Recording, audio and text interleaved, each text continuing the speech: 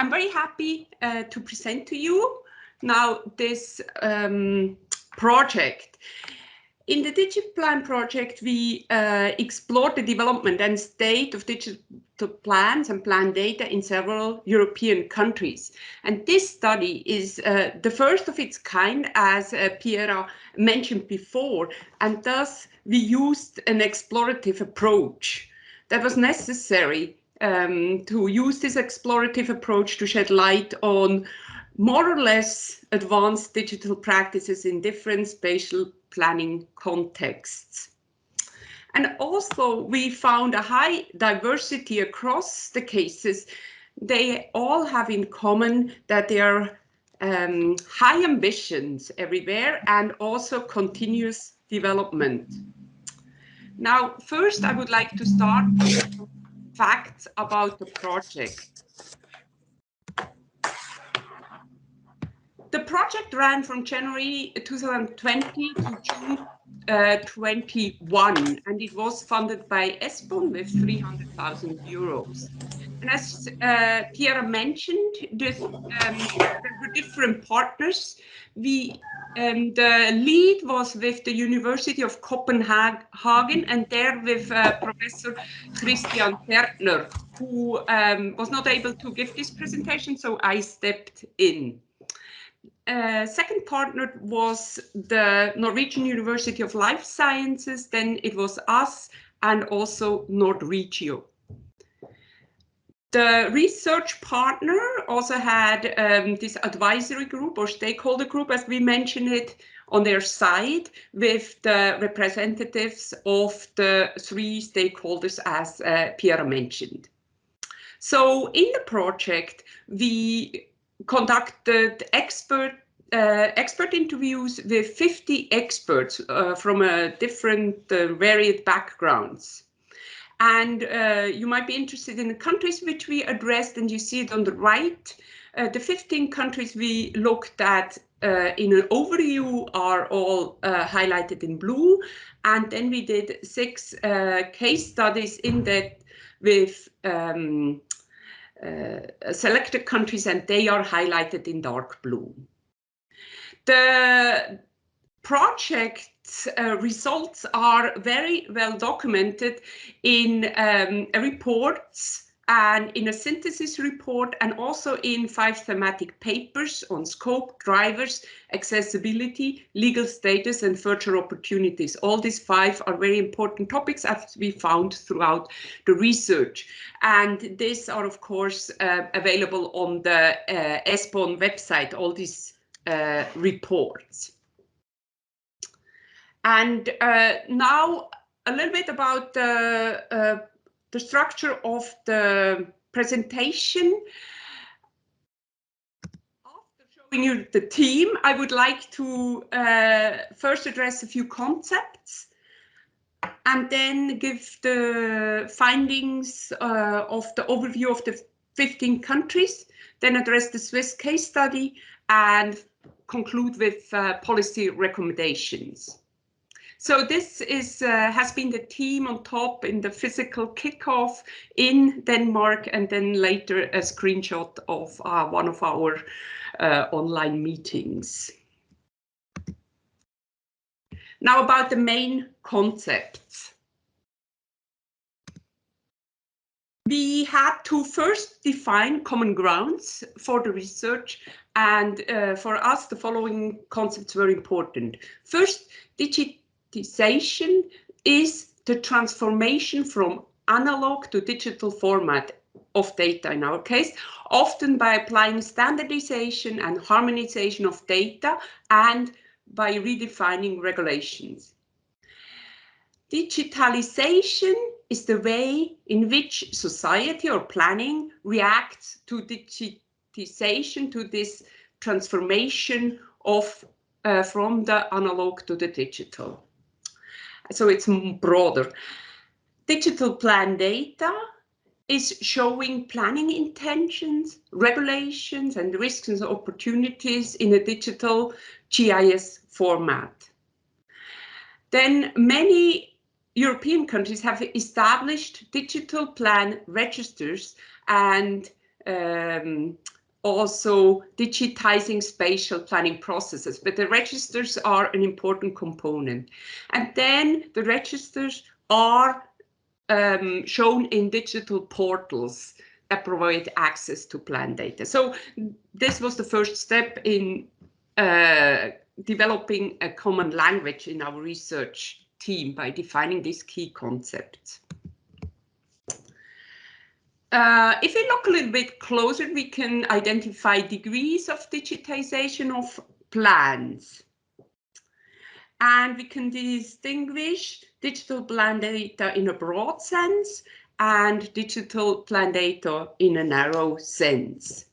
In a broad sense, digital plan data includes all digital information typically available online related to a plan. This can include simple PDFs and images, geo-referenced information and geodata, or even highly structured machine-readable regulations, which we didn't find so far yet. In a narrow sense, we define digital plan data as a specific form of geodata. It is issued by spatial planning authorities and describes regulations and intentions, rights to the use of land, or a space in more general, now and in the future, and it includes metadata, for example, on the validity period. So the focus was then on digital plan data in a narrow sense.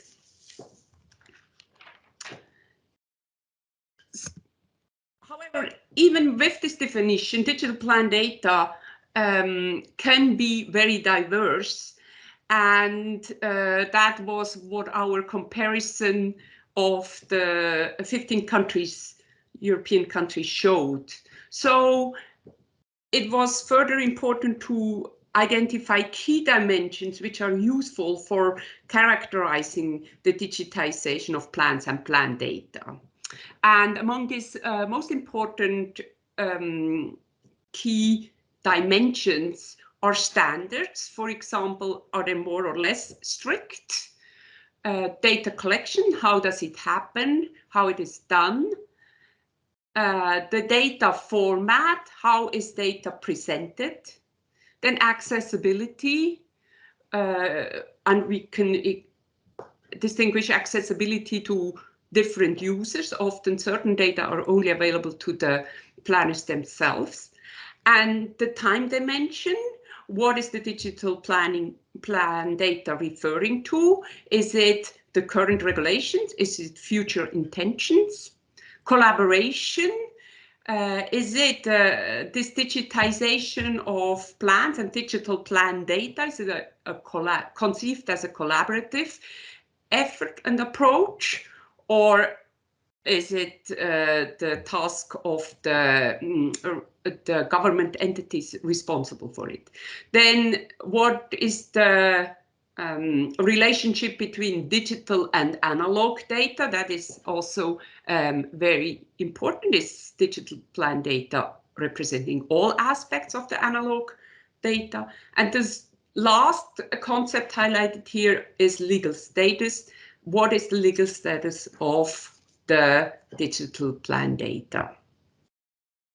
The last aspect I would like to highlight addressing the concepts is that we have to keep in mind that digitization is an evolutionary process, and different places, municipalities to countries, are at different phases on this evolution.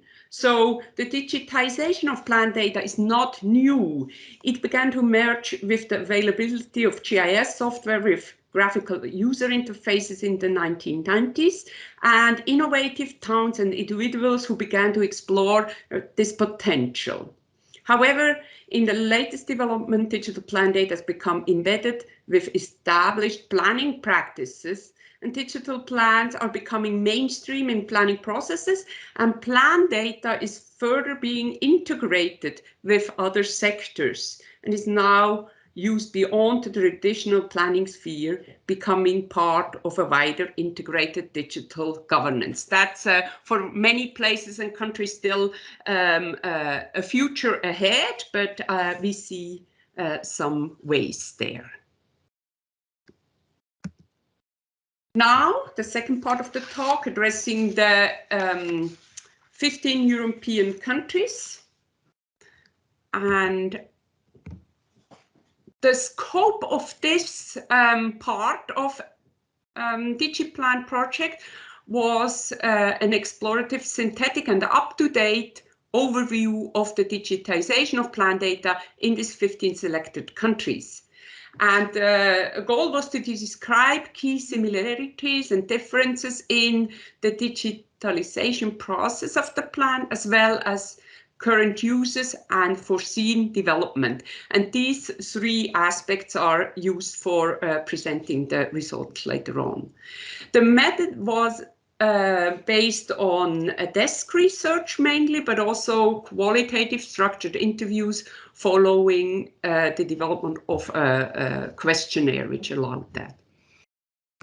Now, the key findings overall, before I go into these three subsections, we found an eagerness of spatial planning actors to provide harmonized and standardized plan data on a digital and open platform since the 2010s. We found that in these countries, this improved workflow and planning practices contributing to cost reductions. There are differences in the organization and publication of digital plan data, and they reflect largely spatial planning traditions and competences. We found that digital plan data that have been harmonized and standardized allows for innovative practices. And we also found that foreseen developments might be affected by reallocation of priorities and budget due to COVID-19 pandemic. Now a little bit more in detail, what we found in terms of digitization of plan data. The main purposes we found in the countries was to provide plan data with easy access and high level of transparency to everyone, and to create a nationwide or region-wide digital portal that contains harmonized plan data or plan data with better quality than the non-digital format. We found that in these 15 countries, added values were seen in the possibility to produce national and regional-wide analysis with this data, often in combination with geodata, improved workflow and planning processes, and cost reduction as added value. The main drivers for digitization in these 15 countries were, on one hand, top-down processes led by national and regional planning actors, the Inspire Directive, and general digitization process and technology development as we see in our society.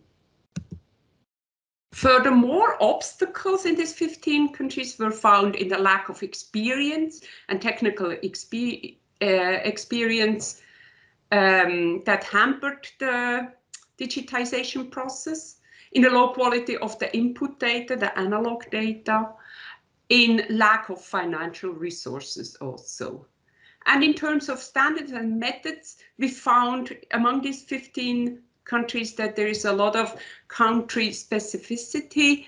There is, to some degrees, a similarity with Inspire directives, and that data entry by data owner or service provider were both common. And we also found that standards usually were developed by national actors for the production and delivery of digital plan data. In terms of uses of digital plan data, we found in this 15 country that, of course, there are different types of digital plan data, but most of them have regulatory characters. And we found that the highest share of digitized plan data is from municipal planning instruments, then on national level, and third on regional level. In terms of legal status, the digital plan data in these 15 countries is generally not legally binding, but often it is kind of considered or treated as de facto legally binding, especially if the quality is high. And exceptions are Portugal and the Netherlands, where the digital plan data are legally binding. In terms of types of users, the research showed that the user groups of digital plan data are generally similar to the users group of analog plan data.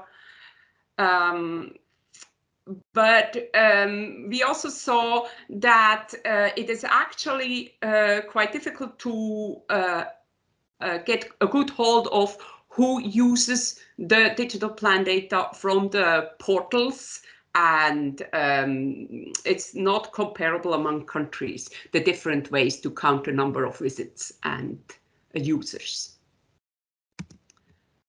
In terms of foreseen development, we saw especially ideas for the short term to improve the existing data systems, to increase the number of plan data to be digitized, to get a better coverage, for example, include more regions or municipalities, and to adopt new requirements and standards. For the midterm, the 5 years, there were no specific plan in most cases in addition to the short-term plans. And however, there were few exceptions, and this related to better automation and standardization, for example, in Austria and France, and improvement of existing data systems, for example, in Germany, Norway, and Portugal. And these are more midterm aspirations. And as I said before, there has been also reported a possible impact of the COVID-19 pandemic in terms of delays of planned digitization efforts and budget costs. Now to the Swiss case study. The Swiss case study, like all the others, we see that digitization is highly embedded in the planning system, and therefore this short slide on the planning system in Switzerland to point out that the cantons, the middle level in Switzerland, is the one which is basically in charge of the planning, and it delegates land use planning often to the municipalities. The federation has responsibility in developing concepts and sectoral plans. When we look at the important portals associated with geodata and digital plan data in Switzerland, we see quite a number of portals. And I would like to point out that in Switzerland there is, we see an aspiration to use digital planning data together with other geodata, and to really use the additional benefits that comes from that, and therefore this slide is of special importance. The next slide will be on the PLR cadastre. The arrow indicates it. It's the cadastre of public law restrictions on land ownership. This is has been one of the strong focuses on the Swiss case study, because it is really important for digital plan data in Switzerland.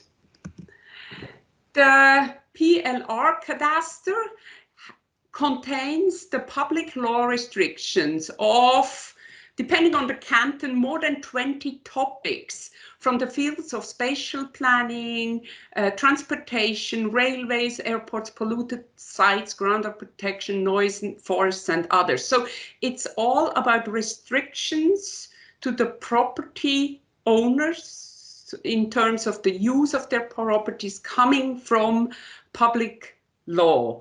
And spatial planning is one of the, or is the most important public law restriction in the built environment. As with the land use plans and zoning, the use is strongly restricted. In the forest, for example, the public law restrictions are much less frequent.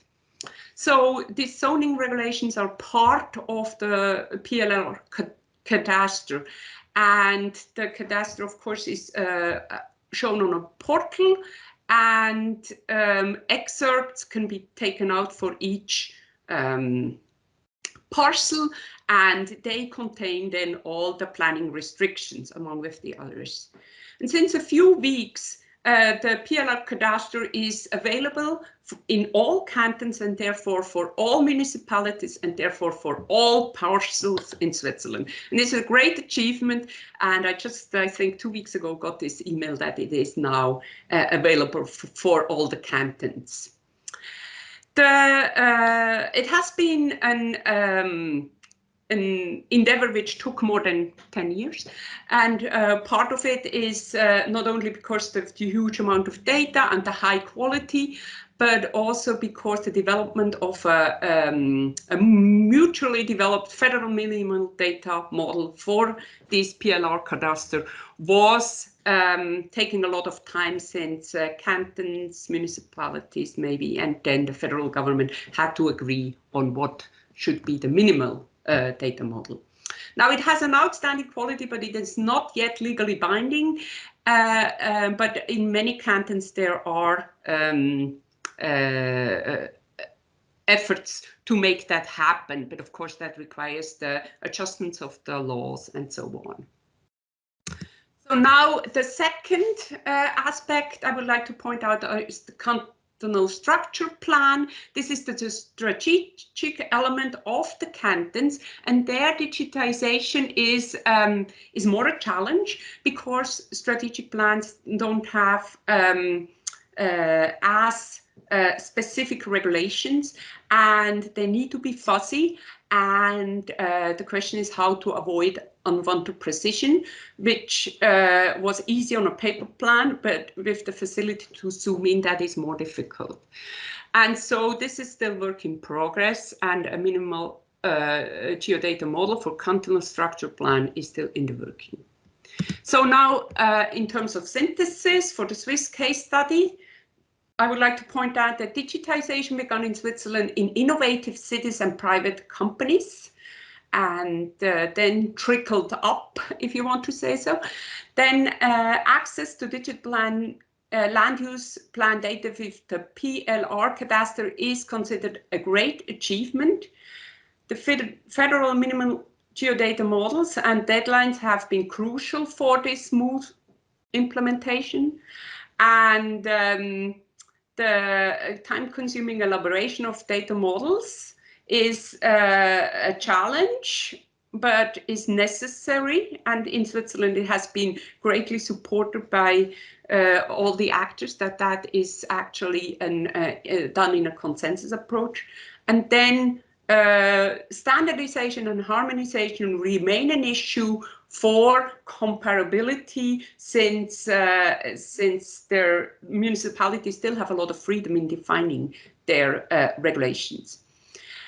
And the current tasks is to promote the PLR cadastre to a broad range of stakeholders. This is also in line with the open data policy of the Swiss government, and free of access to it. And the range of stakeholders is definitely large, and also the general public, but also banks, notaries, and so on can profit from this easy access. And then the second challenge is to clarify the legal role of digital plan data. Now, my time is coming to an end. We developed policy recommendations in the Digital Plan project. And if you look at the synthesis report, you see 25 policy recommendations. That might be look like a lot, but we have to recognize that countries and regions and also municipalities are at different stages. And so this is a list to pick and choose. And I would highly recommend that you have a look at it. And I can't go through all of them, but they are structured in 3 blocks regarding to efficiency, suggestions to improve efficiency, then policy recommendation in terms of digitization to enable innovation, and the third block is on policy recommendations to increase transparency. But as I said, we can't go into detail into all of them, and I don't want to pick out a few. And so with that, I would like to come to an end, and thank you for your attention. Okay. I think the time is now for questions. So we have first question from Kari Raagma in the chat, and I would like to read it. Or Kari, do you want to step in? Well, I expected more questions in the chat, but I can also ask the question directly. I was interested about interlinkage of plans, the first land use plans with all the digital information systems, cadastre, infrastructure companies. How are they interlinked in different countries? In Switzerland, you have pretty good experience already, but what about others? Well, as I said, the diversity is big. It is really difficult to make generalizations. So, and I think obviously we don't want to point out one as a country as the leader and the other as not doing well, because I think there is always each country has a formulation of its own goals and specific needs, and so that's how it is implemented. We saw other countries which are focusing strongly on the municipal level, many of them, and have this strong link to the cadastre, but then there are the countries which have that less. For example, in Germany, it's less this focus. Yeah, it's very difficult to generalize because the context is always difficult, and it's very easy to not do justice to the individual case. Yes, there is also another question in the chat, and I would read it. So this comes from Pille Metspalu. And yes, hello, you are also there. So basically, Pille asks, could you elaborate a bit on one of DigiPlan's recommendations? So this is the use of, yes, digitization to improve flexibility in the planning process. Okay, yes. There are different aspects to that. One thing is that the traditional way with the analog plans required a strict regime on revisions. You could have either a general revision every 10 to 15 years or a revision on certain parts, but the communication of this revision was not necessarily easy because you had the overall plan, which was maybe hanging in the town hall, and then you made a revision and you had to just add that to it because you didn't print a new plan. And with the digital systems, updates are much, it's easy to have updates very frequently. That is one aspect. And then also it's easier to consult in the plan making when one has a draft, to circulate it and get inputs. It can be done in more quickly maybe because everybody can see the plan at the same time. One doesn't have to come to the room where the big plan is and so on. So there are different aspects to it, but I think the timely update is really an important thing, and that might make the planning changes the practice in this way. Yes, thank you. There is also actually two questions. I think we have 2 minutes, so we can have them both The first question was, how did you consider open data in digital planning? Well, I mean, we see that many countries are moving to open data, and we really see it as a necessity. I think, I mean, Switzerland has moved to that. Other countries have moved to that. Definitely, the data should also be free of charge accessible.